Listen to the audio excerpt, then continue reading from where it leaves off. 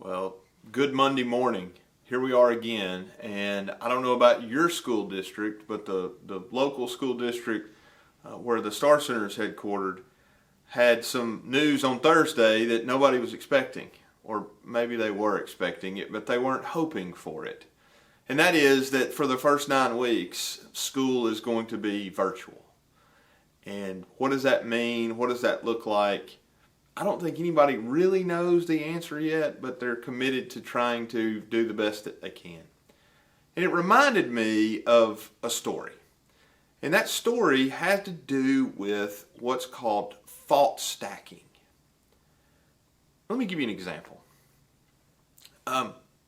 Plug your cell phone up at night before you go to bed. The alarm is obviously set. And for whatever the reason, the plug doesn't connect. It's not charging. So between when you go to bed and when the alarm was supposed to go off, your phone is now dead. You wake up, there's way too much light in the bedroom, and you realize, oh my gosh, what time is it? So you reach for your phone, obviously it's dead. You may or may not have a watch. Regardless, you know you're running late. So you finally figure out what time it is, you hop in the shower long enough to get wet and get out, and then you're shaving and you cut your face. So you've got this bleed going on, you're trying to get it to stop, you're already behind, you get in the vehicle, you realize the gas light's on. Does anybody relate to this morning that I'm describing? What starts happening is you start stacking negative thought on negative thought on negative thought to where your brain only sees that which is bad happening in your day. Here's the good news.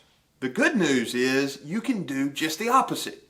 So when you recognize that this is happening to you, you can start looking for the good things and start stacking those to counteract the bad. I'm just telling you, in this season of every day is a new day cliche, if you want to find the bad in every day, I promise you can find it.